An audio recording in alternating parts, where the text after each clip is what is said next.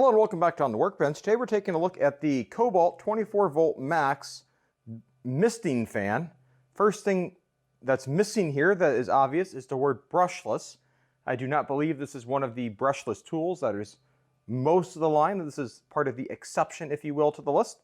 And so this is a tool I picked up last fall, probably about October, give or take, of 2020, when this first came out and then sold like a misting fan would in winter. It didn't sell at all. As far as I could tell at my local Lowe's, there was about 9 in stock for about 10 weeks before they went on sale. And not a single one was sold because they were released, in my opinion, a little too late for summer 2020. Well, summer 2021 is here, and I'm gonna finally get around to unboxing this and showing you what we get with this fan. So this was purchased for about $43, give or take. I'll see if I got a picture I can put up on the screen here that shows how much I paid for it at the time. And this includes a charger, which I really don't need, and a battery, and the fan. So it's a Kobalt tool, so we know we got a tool grid we have to look at. See if there's any secrets on this tool grid. And as far as I can tell, the answer is no. This does show the plane, the planer, which is a little ahead of its time when that came out, when this came out, as well as the sprayer. But for example, this does not show the new leaf blower, but it shows everything else. And if we flip around to the back, we got some basic specs, 2 amp hour battery included. In theory, this says 800 CFM for the airflow with a water flow of 1.3 gallons per hour with a 7-inch fan blade size and a hose rating or a hose length of 30 inches for a 5-gallon bucket. We'll test that here in a bit. And so we got some angles. And, well, we'll see if this holds up to anything. So let's go ahead and open the box and see what we get inside the box.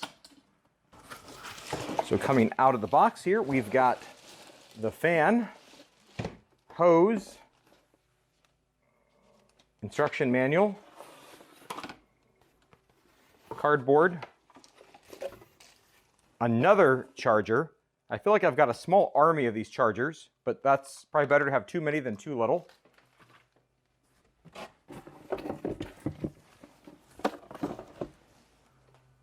The battery, this still has 2 bars of charge on it. I don't know what it was when it left the factory, but I've had this now for about 8 months, and 2 bars isn't bad. And then we've got the some misting nozzles in a little baggie here. Make sure you don't lose these. And then that's about it for the cardboard. So this fan has 3 speeds, 1, 2, 3, for both the fan and the mist, that we can set those independently with the buttons on here. This is a digital control, just like you'd find on a drill for the speeds. It is not a manual knob control. Flip this around to the back. We have our battery housing. Lift this up, open it up, and in goes the battery. So a couple quick tests here. We know it comes with a 2 amp hour battery, but let's do a couple other quick tests. So I've got the big boy here, the 6 amp hour battery. Make sure that fits. Yep, with room to spare. And the XTR, or the ultimate output battery, which notably does not work with the normal fan because its compartment is too small. So, and look at that, that works, and there's room to spare down there, so it leads me to believe this should be compatible with the forthcoming 8 amp hour ultimate output battery, which is not out yet as of May 2021, but I know that's coming soon. And so this has 4 bars of charge on it. We'll just leave that in for now. Have to get this sealed up here on the back. And let's take a quick look at that hinge. This hinge does actually have proper pivots. It's not just a simple, terrible hinge of just bending plastic. We've got the loop here at the bottom. This is what we'd drop into a 5-gallon bucket full of water to be able to extract water out of it. And this has a sort of a little holder, if you will, at the bottom to hold that bulb. And then you have to figure out how you want to hold the rest of the hose around it. And you can see where this base is cut out to go around a 5-gallon bucket. I'll show you that here in a moment. And then coming around the front, we've got nozzles here in the front and our fan. So let's go ahead and turn this on. So there we go with 1, 2, 3, and off. The other item back here is a hose. So if you want to hook a hose up to here, you can simply attach a garden hose and then just have the fan basically spray from the hose. In my opinion, this is the perfect item that you might want to take to, say, a fair or a state fair or some other big event you're going to be at. Obviously, 2020 was not the kind of year for those big events anyway. But this makes me really think that if you were at, if you were a vendor at a fair and you're going to be out all day, or take to a big 4th of July fireworks celebration, family gathering, this might be perfect to set on the side to keep things cool over the summer. Maybe take on a boat while you're fishing. In fact, one of the questions I'm not going to be able to answer today, which I'd be very intrigued with, is if you had a pontoon boat or a fishing boat and you just drop this over the edge, how well would this work out of the lake? I suspect that would be a fun application of this. I unfortunately do not own a boat to have access to test that, but I suspect some of you guys out there do, and you guys could have some fun with that.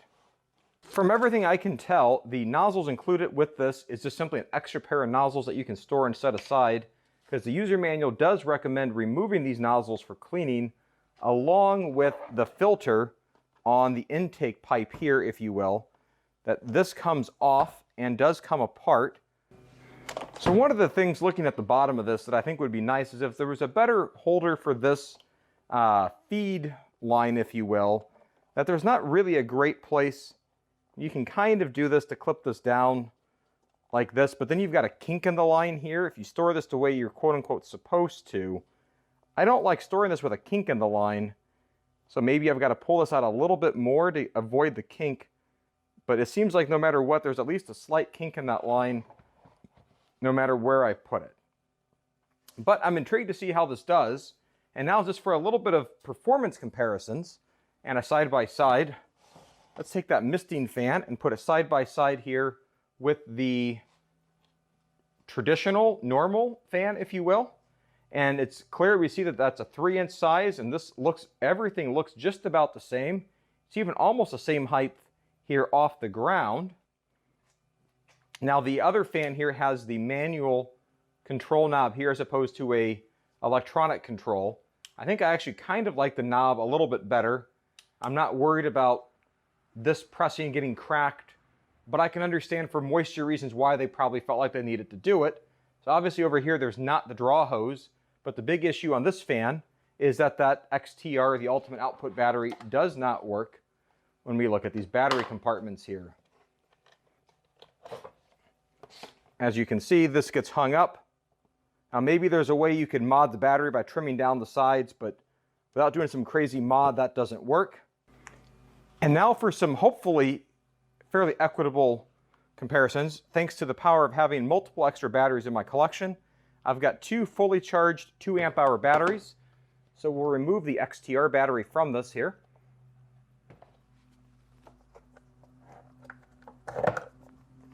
Set that aside, and we'll have 2 2 amp hour batteries. It shouldn't make a difference, but I just want to make sure that this is just completely fair. Shut that up there. Turn it around. So obviously that was one big difference on the misting fan. The battery's in the back. The regular fan, the battery's in the front. I don't know that that's that big of a deal. Now let's look at noise. So I've got a noise meter here. Ambient when I'm quiet comes out to .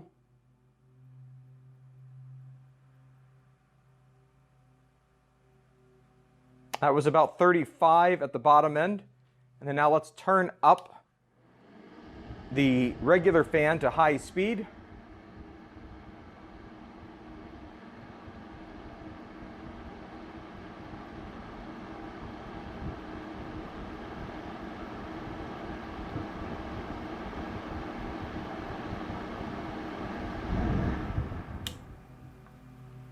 Sorry for the camera shake, the wind was doing that. It came up to about 81 or 82 on the decibel meter. Now let's come over here and turn this up to the high speed.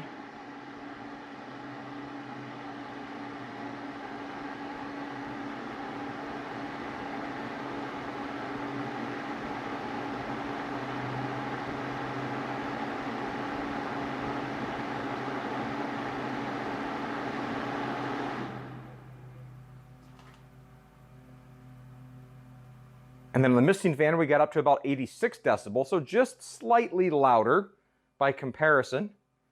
Now I want to check on velocity. So I've got an anemometer here that I want to check to see the airspeed coming off the fan. And I will set this to show the maximum. Let's see if that's visible there. So we will start with the regular fan.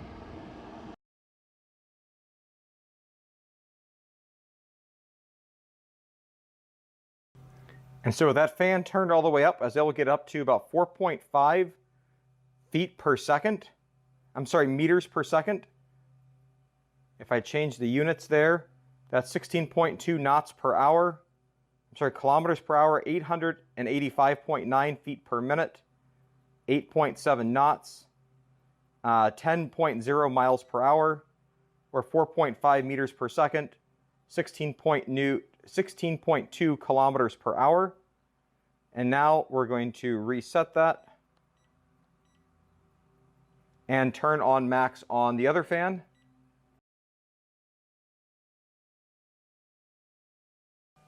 And so on the misting fan, we got up to 5.9 meters per second, 21.2 kilometers per hour, 1,161 feet per minute, 11.4 knots, 13.2 miles per hour, 5.9 meters per second, 21.2 kilometers per hour. And there we go, we're back around. So this is just slightly stronger with the same battery, with the same fully charged 2.0 amp hour battery. And one of the reasons I suspect for that is it needs maybe a little bit of extra power to also be delivering the water droplets. And so I think that this is probably likely going to run your battery down a little quicker than what the regular fan does. So the other differences between these two fans is the regular fan, if you will, has these extra hooks on the back that you can use to invert it, hang it from wherever. This one doesn't have. This is obviously intended to be mounted on a bucket or on the ground. I have found myself in numerous cases using this fan inside the house to clean up or to at least help dry carpet, either after I've shampooed it or one of my kids has spilled something, I've had to scrub the carpet down. Now this has probably seen much more use inside than I originally anticipated, which has been a great thing. And I could see where you could do the exact same thing with the misting fan, obviously minus the misting part. And one of the other things I would advise, since there's obviously a pump in here, is that a couple of things come up. Is that number one, you don't want to run that mist or that pump dry. It most likely is cooled by the water getting sucked up through it. So make sure you don't put the pump on if there's nothing attached to it, either from the hose or from the siphon. Number two, when it gets close to winter, make sure you get this fully dried out and pumped out, because you don't want any residual water in here storing that could freeze if you store this in a location that is subject to freeze-thaw, such as perhaps your garage. You know, just things to be mindful of to make sure that you get that protected. I probably would not advise putting antifreeze in here and then flushing it out, just because this probably goes, you're probably having your kids play in it, splash around it or something like that. You don't really want contamination with things that are not safe to be around kids. So now let's go outside and take a look at this in action on a bucket. So now we're outside, and one of the first things that we're going to be looking at here with a bucket that we use, so I've just got a basic 5-gallon bucket here from the Big Green store, is make sure that your bucket's clean. That's as clean as can be. You might want to wipe it down. I would not use a bucket that's contaminated with mud, rocks, or anything else. Try to get the bucket as clean as possible, especially if your kids are going to be playing around this. You don't want other contamination getting in, or the filters getting clogged from mud or other debris, such as if you've got helicopters, leaf debris, pine needles, or anything else of the like that could be a problem. And so then you're going to want to fill it up. Obviously, you could be putting ice in there as well to help improve the cooling. But we're just going to go with some basic water today, and we're going to put in some water in here to be able to demonstrate the capability. Now to attach this, we're going to remove the intake line from the bottom, wrap it around, drop that into our bucket there.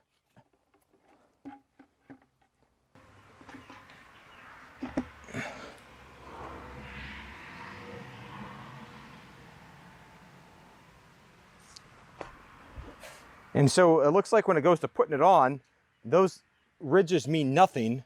That all that you really have to worry about are the sides of the fan catching on the side, and you can see where that works just fine on that green bucket. If you're OCD, you probably want a blue bucket to make it all match, but I'll leave that up to you to be the judge on how color matching you need your configuration to be. And so with this, we can turn the fan on, and I'll turn the mist up high, and we'll see if we can feel any of the mist here coming out. I just saw the air bubble come through the tube there. And now you can see the mist coming out, hopefully, towards the camera there with the fan. And that's just on, that's on high mist. There we go, cut it down to low mist with low fan. Turn it up to high mist with high fan.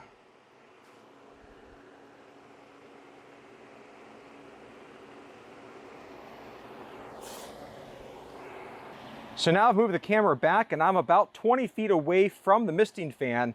And this, at least right now when it's set on high, feels like it's about the upper limit for how far you can feel it. Obviously it's going to have some residual cooling effects around it, maybe a little bit farther than that. That gives you just an idea of the range with high power. And you can still sort of, hopefully maybe see the mist there on camera. I can definitely see it in person of where that mist is in the air. And so it's definitely would work for cooling down a party or something else. Or even if you had a swimming pool, I could see where this could be fun too. I see lots of fun possibilities with this fan.